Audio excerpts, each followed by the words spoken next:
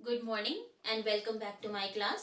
आज की क्लास में हम जीडीपी की सीमाएं कल्याण के सूचक के रूप में पढ़ेंगे। क्या वास्तव में जीडीपी का बढ़ना कल्याण में बढ़ने को दर्शाता है? क्योंकि हम जीडीपी की गणना कहते हैं कि आय बढ़ेगी तो देश में रहने वाले लोगों के जीवन स्तर में भी वृद्धि होगी।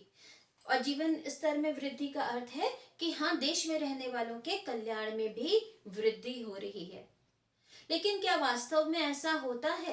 क्योंकि हमने ये माना है कि जब जीडीपी बढ़ेगा तो लोगों का जीवन स्तर बढ़ेगा और जीवन स्तर में बढ़ने के फलस्वरूप कल्याण में वृद्धि होगी। लेकिन वास्तव में हमेशा ऐसा होता नहीं है। और ऐसा जीडीपी में वृद्धि से कल्याण में वृद्धि होगी, ऐसा क्यों सोचा जाता है? इसके पीछे भी कारण है कि जब हमारी जीडीपी बढ़ती है तो इसका अर्थ है गुड्स एंड सर्विसेज का मूल्य, जो देश में वस्तुओं और सेवाओं का उत्पादन हो रहा है, उनके मूल्य में वृद्धि हुई। जब वस्तु और सेवाओं के उत्पादन में वृद्धि हुई, इसका अर्थ है कि उत्पादन में भी वृद्धि हुई। जब उत्पादन में वृद्धि होगी तभी जीडीपी में वृद्धि होगी। उत्पादन का अर्थ है जब उत्पादन में वृद्धि हुई तो और लोगों को रोजगार मिलेगा, जिसके फलस्वरूप रोजगार और लोगों की आय में भी वृद्धि होगी। जब लोगों की आय बढ़ेगी तो हम आगे नेक्स्ट स्लाइड में, आय बढ़ने के फलस्वरूप क्या होगा? लोग अधिक उपभोग करेंगे। हमारे पास ज्यादा पैसे आ जाते हैं तो क्या होता है? हम अधिक चीजों को खरीदते हैं। इसका मतलब हम अधिक उपभोग करेंगे। अधिक उपभोग करने के फलस्वरूप हमें संतुष्टि अधिक मिलेगी, सेटिस्फैक्शन लेवल हमारा इंक्रीज होगा। और जब संतुष्टि अधिक मिलेगी तो इसका अर्थ है कि ओवरऑल जो कल्याण हो रहा है उसमें भी इंक्रीज हुआ।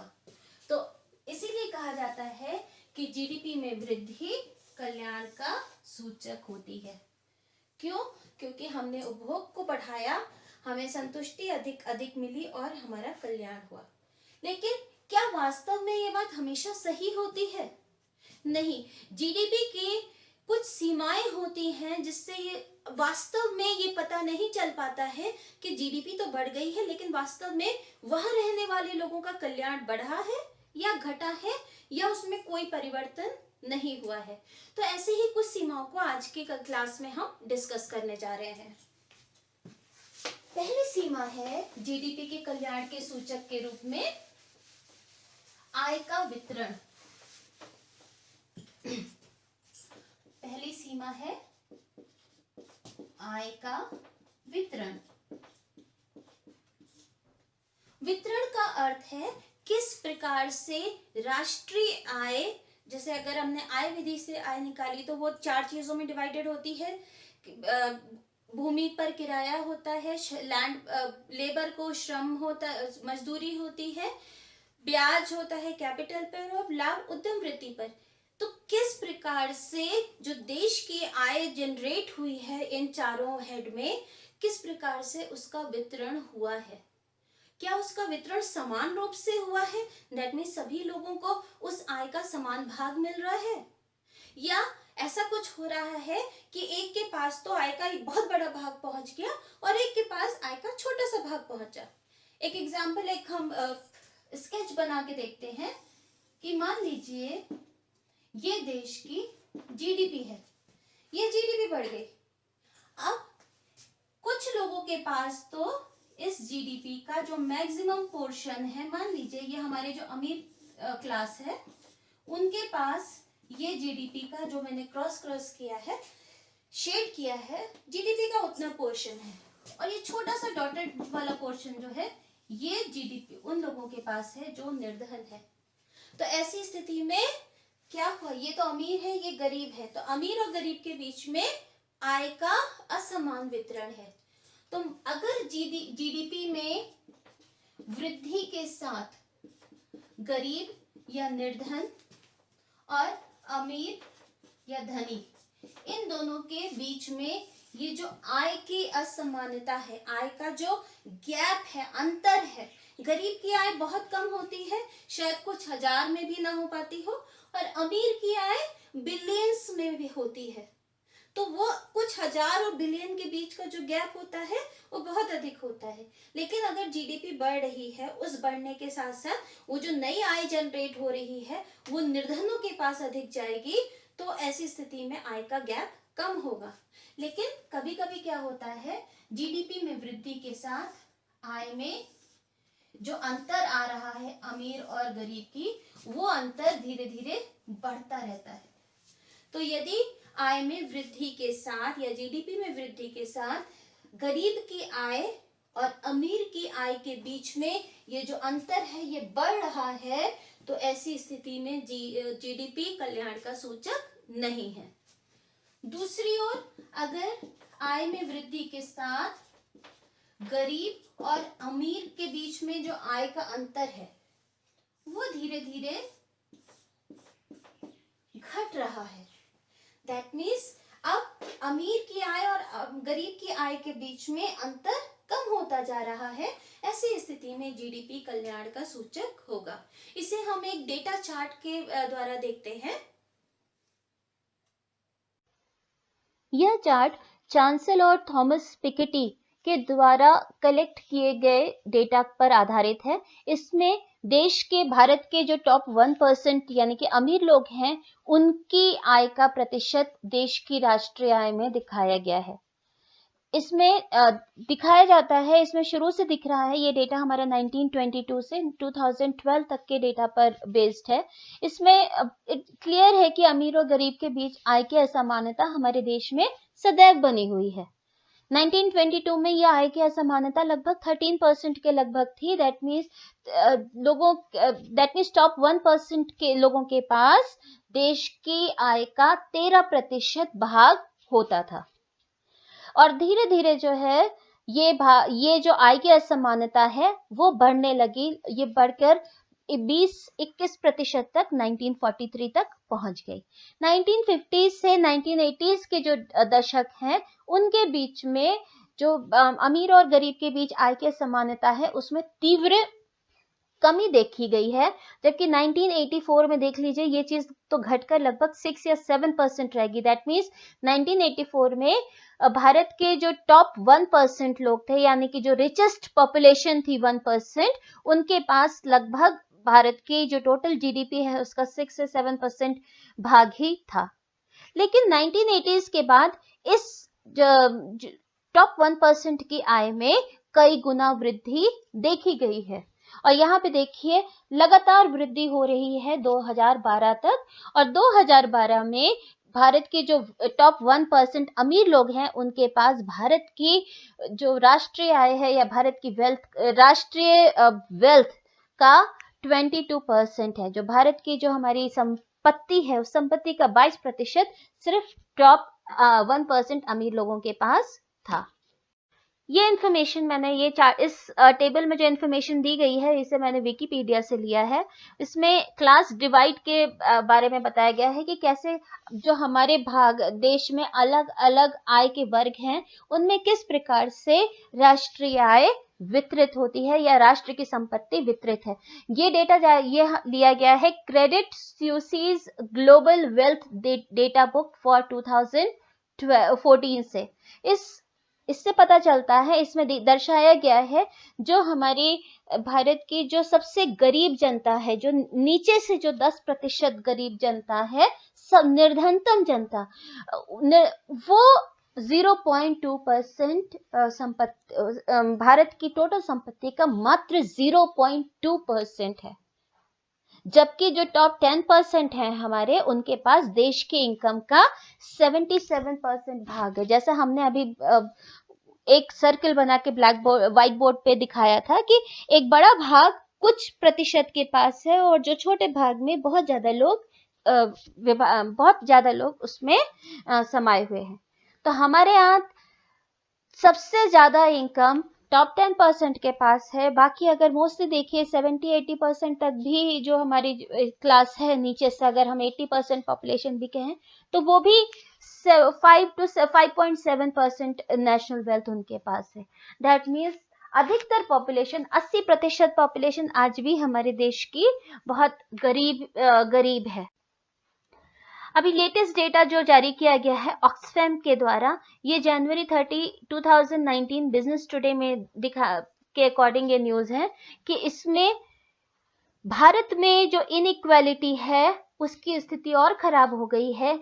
अब इंडिया का top 1% 73% of the countries wealth, यानी कि राष्ट्र की संपत्ति का 73% है सिर्फ अमीर लोगों के पास। हमारे यहाँ बेसिकली जो बहुत ज्यादा अमीर बिलियनर्स तो बहुत हैं, लेकिन जो बहुत ज्यादा बिलियनर हैं वो सिर्फ 63 कंपनीज ऐसी होंगी जो बहुत ज्यादा रिच कंपनीज हैं, और उनके पास उनकी जीडीपी उनकी जो टोटल वेल्थ थी वो 17-18 की जीडीपी से भी ज्यादा थी। उस समय जो उनकी वेल्थ थी 2.4 ट्रिलियन, अगर सबकी वेल्थ मिला दी जाए वो 63 जो हमारे बिलियनर्स है तो 2.4 ट्रिलियन के बराबर थी। दैट मीन्स हमारे यहाँ अब धीरे धीरे इनकम इनइक्वालिटी बहुत ज्यादा बढ़ गई है। 2012 में ये डेटा था 1% के पास सिर्फ 22% राष्ट्र की संपत्ति थी। अब उसी टॉप 1% के पास राष्ट्र की 73% संपत्ति है। दैट मीन्स अब वो जो गैप था 0 से 22 का गैप था, अब 0 से 73 का गैप है। दैट मीन्स वो गैप धीरे धीरे बढ़ रहा है।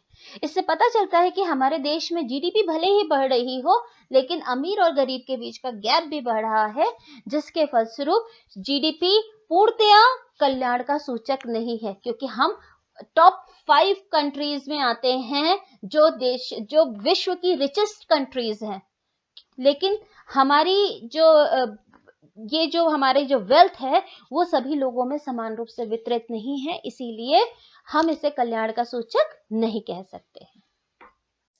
जैसा अभी हमने इस चार्ट में देखा है कि अब हमारे यहाँ टॉप 1% रिचेस्ट लोगों के पास देश की संपत्ति का 73% भाग है। इसका अर्थ है कि हमारे देश में अमीर और गरीब के बीच का गैप बहुत ज्यादा है। दैट मीन्स रिच जो लोग हैं, अमीर लोग हैं, ऑक्सफैम की ही स्टडी से बताया गया है कि जो अमीर लोग हैं उनकी जो आय है वो प्रतिवर्ष 10 गुना की उससे बढ़ रही है। तो दैट मीन्स उनकी आय में बहुत अधिक वृद्धि हो रही है, जबकि गरीब की आय में वृद्धि की दर बहुत कम है। तो इसीलिए भारत में आय का वितरण असमान वितरण है और जीडीपी में वृद्धि कल्याण का सूचक नहीं है। हम पहले 7वें नंबर पे थे विश्व में जीडीपी में, आज हम 5वें नंबर पर हैं, लेकिन हमारे देश का गरीब किसान आज भी उतना ही गरीब है, उसकी आय में वृद्धि नहीं हुई है। लेकिन अगर धीरे धीरे सरकार कुछ ऐसी नीति बनाती है कि हमारी जीडीपी भी बढ़े और गरीबों की आय में भी वृद्धि हो और वो वृद्धि की दर अमीरों की आय की वृद्धि दर से अधिक हो, ऐसी स्थिति में जीडीपी कल्याण का सूचक होगा, क्योंकि इससे धीरे धीरे अमीर और गरीब के बीच जो आय का अंतर है वो कम होता जाएगा। जीडीपी की कल्याण के सूचक के रूप में दूसरी सीमा है जीडीपी का संगठन। तो दूसरी सीमा जीडीपी का संगठन। संगठन का मतलब है, जीडीपी का अर्थ है गुड्स एंड सर्विसेज का उत्पादन मूल्य। दैट मीन्स इसकी जो वैल्यू है, जो हमने गुड्स एंड सर्विसेज को उत्पादित किया है एक देश में, उसका जो मूल्य है वो जीडीपी का संगठन बताता है। और जैसे हमने पहले डिस्कस किया था कि जब वस्तु और सेवाओं का उत्पादन अधिक होगा तो हम उपभोग अधिक करेंगे, और उपभोग अधिक करने का मतलब है हमें संतुष्टि अधिक मिलेगी और हमारा कल्याण होगा। लेकिन अगर जीडीपी में उपभोग और उत्पादन की वस्तुओं के अलावा कुछ इस तरह की डिस्ट्रक्टिव चीजें बनाई जा रही हैं जो हमारे उपभोग के लिए नहीं आएगी बल्कि युद्ध आदि के काम आएगी, तबाही के काम आएगी, तो ऐसी स्थिति में जीडीपी कल्याण का सूचक नहीं है।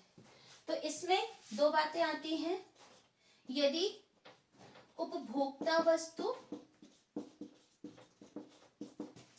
और प्लस निवेश, इन दोनों में वृद्धि होती है। उपभोक्ता वस्तु जैसे भोजन, कपड़ा मकान, ये सारी चीजें हम और आप उपभोग करते हैं, तो वो उन चीजों में अगर उत्पादन में वृद्धि हुई तो इसका अर्थ है कि हम और अधिक वस्तुओं और सेवाओं को उपभोग करेंगे, हमें संतुष्टि अधिक मिलेगी, हमारा कल्याण अधिक होगा। और इस क्षेत्र में अगर निवेश भी उपभोक्ता वस्तुओं के उत्पादन की जो फर्में हैं वो अधिक निवेश करेंगी, तो इन चीजों का उत्पादन अधिक होगा और हमारा जो देश का कल्याण होगा। तो ऐसी स्थिति में जीडीपी ये दर्शाएगा, अगर ऐसी स्थिति में अगर जीडीपी बढ़ा तो इससे पता चलेगा कि हमारे यहाँ कल्याण भी बढ़ रहा है, कि हमारे पास हमारे आपके उपभोग के लिए अधिक वस्तुएं हैं। लेकिन कभी कभी उपभोक्ता वस्तु नहीं बल्कि डिस्ट्रक्टिव, विनाशकारी वस्तुएं बनाई जाती हैं। वस्तु फॉर एग्जाम्पल युद्ध संबंधी वस्तु का उत्पादन किया जाता है। विनाशकारी या युद्ध संबंधी वस्तु उत्पादित किए जाएंगी तो हम और आप उसको उपभोग नहीं करेंगे, बल्कि उसका उपभोग युद्ध के लिए, लड़ाई के मैदान में किया जाएगा और देश के कल्याण में ये जो युद्ध संबंधी वस्तुएं बनाई गई हैं, इनका जो मूल्य है ये भी तो जीडीपी में जुड़ेगा। लेकिन क्या इसे आपने यूज किया या हमने यूज किया? नहीं किया, हमने, किसी ने नहीं यूज किया, किसी के काम नहीं आई। एक गोली बनी, उसने किसी को मार दिया, खत्म। एक बम है, उसका विस्फोट हुआ, ब्लास्ट हुआ, खत्म हो गया, किसी का कल्याण नहीं हुआ। तो ऐसी स्थिति में इन चीजों की वृद्धि से अगर जीडीपी बढ़ती है तो जीडीपी कल्याण का सूचक नहीं है। तो अगर हमारे देश में युद्ध संबंधी वस्तुओं के उत्पादन के फलस्वरूप अगर जीडीपी बढ़ती है तो फिर ये कल्याण नहीं होगा, बल्कि कहीं ना कहीं हमारे कल्याण में कमी आएगी। तीसरी सीमा है कीमत में वृद्धि या कीमत में कमी। अगर हमारे देश में कीमत में निरंतर कमी या वृद्धि होती रहती है तो ऐसी स्थिति में जीडीपी करेक्ट मेजर नहीं होगा देश के कल्याण को मापने के लिए। तो थर्ड सीमा है कीमत परिवर्तन। अगर किसी भी देश में प्राइसेस लगातार बढ़ते या घटते रहते हैं, प्राइसेस बढ़ रहे हैं तो ये स्थिति मुद्रास्फीति या इन्फ्लेशन की होती है। प्राइसेस घट रहे हैं तो मुद्रा अविस्फीति या डिफ्लेशन की होती है।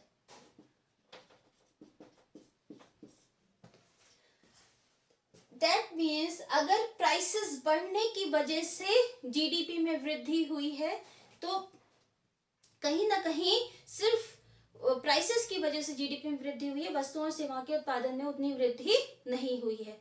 जैसे हमने लास्ट लेक्चर में पढ़ा था नॉमिनल जीडीपी की सीमाओं में कि रियल जीडीपी 22,500 था और नॉमिनल जीडीपी या मौद्रिक जीडीपी 45,000 था।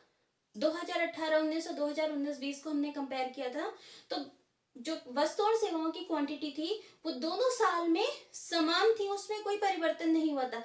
लेकिन फिर भी 18-19 में जीडीपी थी 22,500 और 19-20 में वही जीडीपी बढ़ के हो गई 45,000। तो ऐसी स्थिति में जीडीपी कल्याण का सूचक, सिर्फ जीडीपी ये नहीं बता पाया कि ये जो इंक्रीज हुआ है वो वास्तव में वस्तुओं और सेवाओं की वजह से इंक्रीज हुआ है जीडीपी में या फिर सिर्फ कीमत बढ़ने के फलस्वरूप। तो अगर कीमतों में चेंज हो रहा है, कीमत चाहे बढ़े चाहे घटे, किसी भी स्थिति में जीडीपी बता नहीं पाएगा ठीक से। अगर जीडीपी बढ़ रही है और कीमत में भी चेंज हो रहा है, हमें नहीं पता चल पाएगा कि वास्तव में वस्तुओं सेवाओं के उत्पादन में कितनी वृद्धि हुई है। और जब ये नहीं पता चल पाएगा तो फिर जीडीपी कल्याण के सूचक के रूप में सही माप नहीं होगी। नेक्स्ट है गैर मौद्रिक एक्सचेंजेस या सौदे, गैर मौद्रिक विनिमय।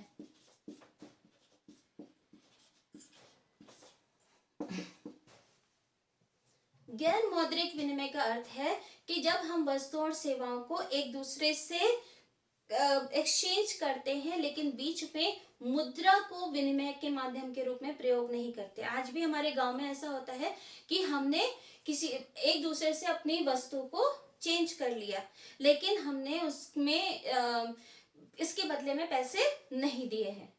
तो इसलिए ये जो वैल्यू जो एक्सचेंज हुई है, ये हमारे राष्ट्रीय आय में कहीं भी एस्टिमेशन इसका नहीं किया जा सकता, क्योंकि इससे रिलेटेड कोई डेटा अवेलेबल नहीं हो पाता। उसी तरीके से बहुत सारी जो हाउसवाइफ्स होती हैं अपने घर का काम करती हैं, पूरा दिन काम करेंगी, लेकिन उनकी जो कार्य है उसके मूल्य को भी हम राष्ट्रीय आय में नहीं जोड़ते हैं। आप अगर अपने छोटे भाई बहन को या अपने बच्चों को पढ़ा रहे हैं तो उसकी जो ट्यूशन फी है वो राष्ट्रीय आय में नहीं जुड़ेगी। तो अगर किसी भी देश में गैर मौद्रिक ट्रांजैक्शन बहुत अधिक है तो फिर जीडीपी कल्याण का सूचक नहीं है, क्योंकि जीडीपी अंडर एस्टिमेटेड होगा। वास्तव में जितना जीडीपी होना चाहिए उससे कम जीडीपी दिखेगा, क्योंकि बहुत सारी ऐसी सेवाएं हैं जिसे हमने इसमें जोड़ा ही नहीं है, और वो सारी सेवाएं भी वेलफेयर प्रोवाइड कर रही हैं, कल्याण को बढ़ा रही हैं। एक हाउसवाइफ अपने घर में खाना बनाती है, अपने बच्चों को पढ़ाती है, घर का काम करती है, तो ऐसी स्थिति में वो जो काम कर रही है उससे पूरे समाज, पूरे परिवार को कल्याण प्राप्त हो रहा है। परिवार के सभी सदस्यों को उससे फायदा होता है, उससे संतुष्टि प्राप्त होती है, लेकिन उसका मूल्यांकन करना संभव नहीं है, इसलिए हम उसे जीडीपी में ऐड नहीं कर पाते। इसलिए जीडीपी वास्तव में जितनी होनी चाहिए उतनी नहीं होती, बल्कि उससे कम दिखती है। तो अगर गैर मौद्रिक ट्रांजैक्शंस या विनिमय बहुत ज्यादा हैं तो जीडीपी क्या है, अंडर एस्टिमेटेड होती है और कल्याण को नहीं दर्शा पाती, क्योंकि कल्याण अधिक होगा और जीडीपी कम होगी, क्योंकि हमने उस कल्याण को जीडीपी की वैल्यू में कैलकुलेट नहीं किया है। इसके बाद है, नेक्स्ट है बाह्यताएं।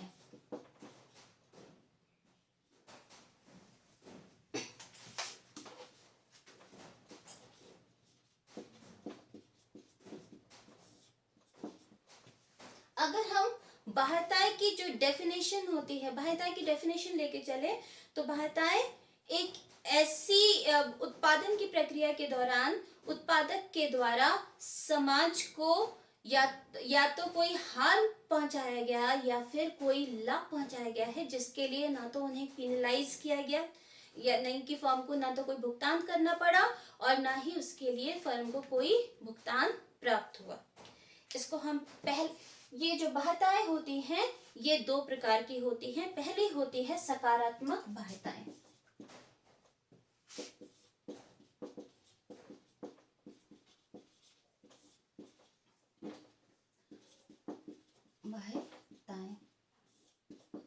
सकारात्मक बाह्यताएं का अर्थ है कि फर्म ने जो उत्पादक गतिविधि की है, वस्तुओं सेवाओं को उत्पादन किया है, उसके फलस्वरूप समाज को कुछ लाभ पहुंचा है, समाज को कुछ अतिरिक्त लाभ प्राप्त हुआ है, और ये जो लाभ हुआ है इसके लिए उत्पादक को कुछ भुगतान प्राप्त नहीं हुआ, तो उत्पादक को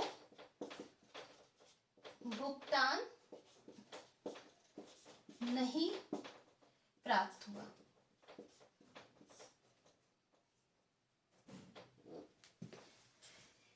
तो सकारात्मक बाधाएं का मतलब कि समाज उत्पादक ने उत्पादन किया, उस उत्पादन की प्रक्रिया के दौरान उसने कुछ और ऐसा काम किया कि जिससे आसपास के समाज को भी लाभ हुआ। उस समाज के लाभ से समाज को अधिक कल्याण मिलेगा, और लेकिन उस कल्याण के लिए उत्पादक को कोई भी भुगतान प्राप्त नहीं हुआ। एक एग्जाम्पल लेके चलते हैं। एक फर्म है, XYZ फर्म है, वो फर्म उत्पादन करती है कुछ वस्तुओं और सेवाओं का, और उसने अपने एरिया के चारों तरफ जो है बहुत सारे पेड़ पौधे लगाए हुए हैं। इन पेड़ पौधों से क्या हुआ, बहुत सारी ऑक्सीजन रिलीज होती है। अब इस ऑक्सीजन से क्या होगा, आसपास जो रहने वाले जितने लोग हैं सबको साफ और स्वच्छ हवा मिलेगी, जिसकी वजह से उनको स्वास्थ्य लाभ होगा। ऐसी स्थिति में उनका कल्याण बढ़ा, उस लोकेलिटी में रहने वाले सभी लोगों का कल्याण बढ़ा, सबका स्वास्थ्य पहले से बेहतर हुआ, लेकिन फर्म को इसके लिए कोई भुगतान प्राप्त नहीं हुआ। इसे कहते हैं सकारात्मक बाध्यताएं। तो दैट मीन्स जो वैल्यू वेलफेयर की, इससे क्या हो रहा है, समाज को कल्याण हो रहा है, लेकिन इस कल्याण का मूल्य जीडीपी में नहीं जोड़ा गया। तो ऐसी स्थिति में जीडीपी क्या है, अंडर एस्टिमेटेड है। वास्तव में जीडीपी का जितना मूल्य होना चाहिए था उससे कम दिख रहा है। तो कल्याण तो अधिक हो रहा है, लेकिन ये कल्याण का मूल्य जीडीपी में नहीं जुड़ा है, इसलिए जीडीपी से हमें क्लियरली नहीं पता चल पाएगा कि कितना अधिक कल्याण हमारे देश में हुआ है। तो ऐसी स्थिति में जीडीपी कल्याण के सूचक के रूप में करेक्ट मेजर नहीं है, क्योंकि जितना कल्याण हुआ है जीडीपी उससे कम कल्याण को दर्शा रही है। तो जब सकारात्मक बाध्यताएं होंगी तब जीडीपी अंडर एस्टिमेटेड होगी, कल्याण अधिक हुआ है और अधिक कम रहा है। दूसरा है बाध्यताएं में नकारात्मक बाध्यताएं। सेकंड पार्ट है इसका नकारात्मक बाध्यताएं।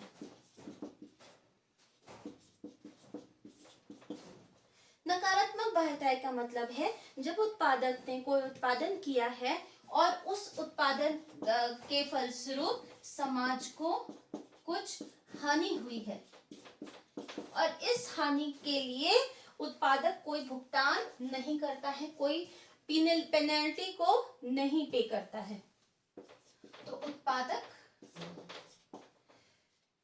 जुर्माना नहीं चुकाता।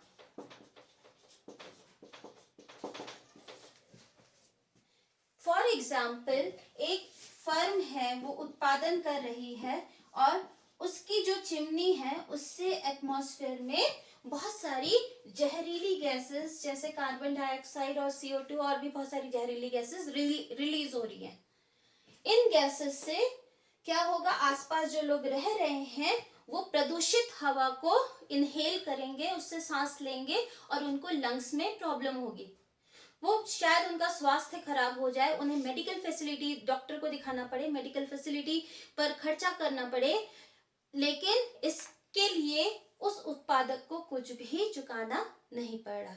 तो अगर मैं बीमार हो गई तो इसका मतलब मेरा वेलफेयर, मेरा कल्याण कम हो गया, और इस तरीके से बहुत सारे लोग बीमार हुए इस प्रदूषित हवा से, तो बहुत सारे लोगों का कल्याण कम हुआ। तो दैट मीन्स देश में बहुत सारे लोगों के कल्याण में कमी आई, लेकिन इस कमी को हम जीडीपी में नहीं दिखा पाएंगे। क्यों? क्योंकि इसके लिए तो कोई जुर्माना लगा ही नहीं है, तो हम जीडीपी में एस्टिमेट, इसकी वैल्यू को जीडीपी एस्टिमेट करते हुए उसमें हम इंक्लूड नहीं करेंगे। तो ऐसी स्थिति में जब नकारात्मक बाध्यताएं बहुत ज्यादा होंगी तो जीडीपी ओवर एस्टिमेटेड होता है, वास्तव में जितना जीडीपी होना चाहिए उससे अधिक दिखता है। क्यों? क्योंकि हमने इसमें समाज को हुई हानि का मौद्रिक मूल्य तो जोड़ा ही नहीं है। तो इसीलिए समाज में जब नकारात्मक बाध्यताएं अधिक होंगी तो ऐसी स्थिति में जीडीपी समाज कल्याण का उचित सूचक नहीं होगा। नेक्स्ट पॉइंट है, हमने अभी 5 पॉइंट्स डिस्कस किए हैं, लास्ट पॉइंट है 5th हमारा था बाध्यताएं,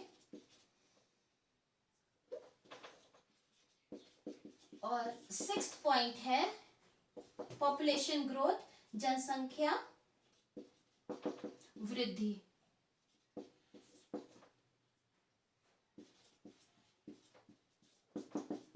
जनसंख्या वृद्धि का अर्थ है कि हम देश में रहने वाले लोगों की संख्या में वृद्धि। तो जब जनसंख्या, इसको हम शॉर्ट में लिख देते हैं, पॉपुलेशन का पॉप लिख देते हैं, जब हमारी पॉपुलेशन बढ़ रही है और हमारी जीडीपी भी बढ़ रही है, लेकिन जब अगर हमारी पॉपुलेशन जीडीपी से अधिक बढ़ रही है तो ऐसी स्थिति में क्या होगा, जीडीपी कल्याण का सूचक नहीं होगा। क्यों? क्योंकि इनकम तो बढ़ी है देश की, लेकिन लोगों की संख्या भी बढ़ गई है और लोगों की संख्या अधिक बढ़ी है। तो ऐसी स्थिति में अब प्रत्येक व्यक्ति के पास पहले से कम आय होगी। एक एग्जाम्पल लेके चलते हैं, मान लीजिए पॉपुलेशन है हमारी 100 और देश की जीडीपी है ₹1000। इसका मतलब प्रति व्यक्ति आय या पर कैपिटा इनकम कितनी हो गई? 1000। हम आगे ही लिख देते हैं पीसीआई, प्रति व्यक्ति आय या per capita income. That means एक व्यक्ति के पास जब 100 लोग मिलकर 1000 रुपए कमा रहे हैं तो एक व्यक्ति कितना कमाएगा? 1000 divided by 100 is equal to 10। तो एक व्यक्ति की आय हुई 10 रुपए।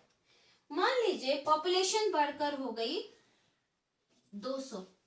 दैट मीन्स इसमें ग्रोथ कितनी हुई है? 100% वृद्धि हुई है। अब आय बढ़कर हमारी हो गई है 1100। इसमें कितनी वृद्धि हुई है? 10%। तो एक व्यक्ति के पास अब कितने रुपए होंगे? That is 1100 divided by 200 is equal to ₹5.5। इसका मतलब क्या है? जीडीपी हमारी बढ़ी कि नहीं बढ़ी? जीडीपी बढ़ के 1100 तो हुई है, लेकिन जीडीपी बढ़ने से क्या वास्तव में समाज में कल्याण हुआ कि नहीं हुआ? कल्याण में वृद्धि हुई कि नहीं हुई? नहीं हुई। क्यों? क्योंकि लोगों की आय तो पहले से कम हो गई। पहले जो व्यक्ति 10 रुपए कमा रहा था वही 5.5 रुपए कमा रहा है। तो इसीलिए जब जनसंख्या में वृद्धि जीडीपी में वृद्धि से अधिक होगी तो जीडीपी कल्याण का सूचक नहीं होगा। अभी हमने डिस्कस किया था कि हमारी इनकम है वो हम विश्व में जीडीपी में 5वें नंबर पर है। हमारी 2.9 ट्रिलियन की इकोनॉमी है। दैट मीन्स हमारी इकोनॉमी कितनी है? 2.9 ट्रिलियन $। ऐसी स्थिति में ये हमारी जो पॉपुलेशन है, जनसंख्या है, वो जनसंख्या क्या है? लगभग 132 करोड़ लोग हैं। तो ये 2.9 ट्रिलियन जो आय है वो 132 करोड़ लोगों के बीच में विभाजित हो रही है, जो लगभग 2171 जो हमारी पर कैपिटा इनकम आई थी वो 2171 आई थी 2018 में। और हम ये इनकम थी हमारी 2018 में, और हम उस समय जीडीपी में पर कैपिटा इनकम में विश्व में 139 स्थान पर हैं। हमारी जीडीपी तो बहुत बड़ी है, हम 5वें नंबर पे हैं। इसमें हम कितने हैं? रैंक हमारी कितनी है? 5th है। यहाँ हमारी रैंक कितनी है? 139। क्यों? जनसंख्या जीडीपी में तो बढ़ी है लेकिन जनसंख्या ज्यादा अधिक है, जिसकी वजह से हमारी जो जीडीपी इतनी ज्यादा जीडीपी भी कल्याण को नहीं दर्शा पा रही है। वही हमने डिस्कस किया था यूएस का। यूएस की 21.4 ट्रिलियन $। थी, जबकि वहां की जो पॉपुलेशन है यूएस की वो 32.9 करोड़ है।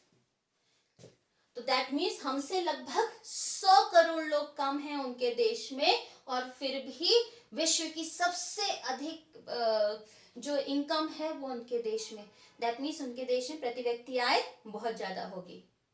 अगर हम यूनाइटेड किंगडम या यूके की बात करते हैं, जो ब्रिटेन है, ब्रिटेन में पॉपुलेशन कितनी है? 6.6 करोड़। कहीं स्टैंड भी नहीं करते हमारे सामने पॉपुलेशन में, लेकिन आज वो 6ठे नंबर पे, पिछले साल वो हमसे आगे थे, आज वो 6ठे नंबर पे है इनकम में विश्व में 2.8 ट्रिलियन $। के उस पे। तो इसीलिए जनसंख्या भी एक बहुत बड़ी भूमिका निभाती है ये देखने में कि जीडीपी वास्तव में कल्याण का सूचक है कि नहीं है। यदि जनसंख्या में वृद्धि अधिक होगी और जीडीपी में वृद्धि की दर जनसंख्या की वृद्धि दर से कम होगी तो वास्तव में जीडीपी कल्याण का सूचक नहीं है। लेकिन अगर जीडीपी में बढ़ने की दर जनसंख्या में बढ़ने की दर से अधिक है, जैसे अब हमारे यहाँ क्या हो रहा है, पॉपुलेशन ग्रोथ 1 पॉइंट समथिंग है। हमारे यहाँ इंडिया में क्या है? पॉपुलेशन में जो वृद्धि हो रही है वो 1 पॉइंट समथिंग है। अब अप्रोक्सीमेटली हम 2% मान लेते हैं, जबकि कम से कम भी जीडीपी जो अभी बढ़ा है वो कितना है? 4.2%। तो दैट मीन्स हमारी जीडीपी की बढ़ने की दर पॉपुलेशन की बढ़ने की दर से अधिक है। तो कहीं ना कहीं धीरे धीरे कल्याण में वृद्धि हो रही है। हालांकि क्योंकि आय की असमानता बढ़ रही है तो शायद हम कल्याण को ठीक तरीके से नहीं मेजर कर पाएंगे, लेकिन फिर भी जीडीपी की ग्रोथ इस पॉइंट ऑफ व्यू से, population growth point of view से हम ये कह सकते हैं कि हमारे देश में जीडीपी में वृद्धि से कल्याण में वृद्धि हो रही है। आज की क्लास में बस इतना ही। Thank you so much.